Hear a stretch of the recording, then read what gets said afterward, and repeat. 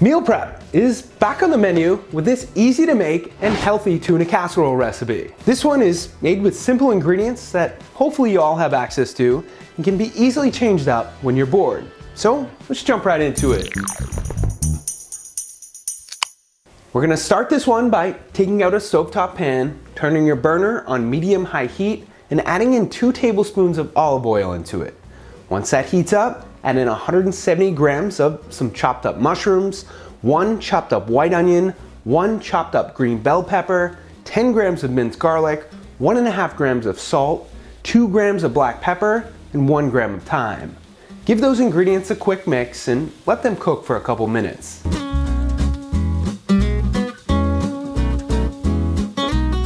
Next, mix in 267 grams of peas and let everything cook for another couple of minutes. If you use frozen peas like I did, then you'll want to let them cook a little bit longer. Before we move on to the next step, this is the part where I tell you that you can use whatever you want here. Hate mushrooms? Don't use them. Don't like peas and want more protein? Use edamame.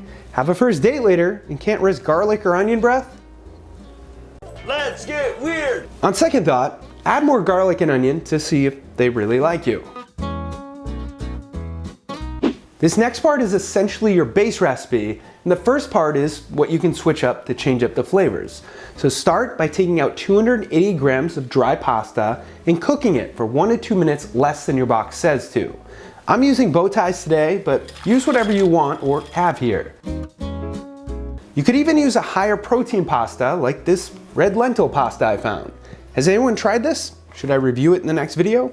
Let me know in the comments below. It's time to take out a large mixing bowl and add into it your cooked pasta, your vegetable mix, 226 grams of plain Greek yogurt, 3 cans of drained tuna, 30 grams of grated Parmesan cheese, 112 grams of a cheddar cheese, 1 cup of bone broth, and half a cup of an unflavored milk or milk substitute like almond milk. Give those ingredients a quick mix until everything looks incorporated. Last, take out a casserole dish. I'm using this 2-quart one. Pour your mix into it and top it with 10 grams of grated Parmesan cheese and 30 grams of breadcrumbs. Cover your casserole dish with foil and put it into the oven on 375 for around 35 to 40 minutes. Now that that's cooking, it's time for the tip of the day. Did you know that frozen and canned vegetables and fruit are picked and packaged quickly at peak ripeness? Not only that, but most of the time when a vegetable or fruit isn't in season, you can usually find it cheaper in canned or frozen form. Let's see how our casserole is doing. After 35 to 40 minutes, I like to pull the foil off and throw my oven on broil for a few minutes or until it looks like this.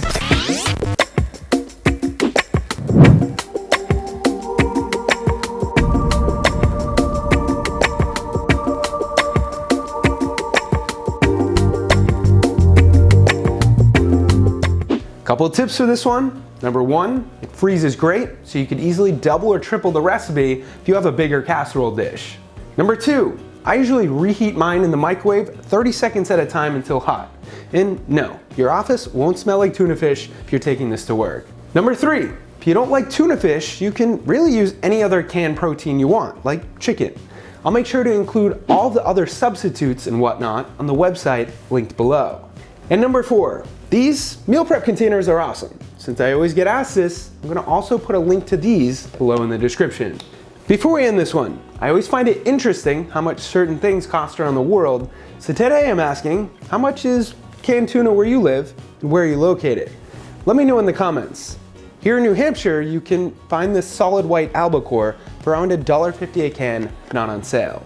With that said, thank you all for watching. Hit that thumbs up button for more meal prep recipes. If we get another 2,000 likes, we'll do another meal prep recipe within a month. Maybe one on the grill. Check out our website where you can print and scale all of your recipes. Subscribe if you haven't already so you never miss a video. Follow us on socials @TheProteinChef. And of course, stay healthy.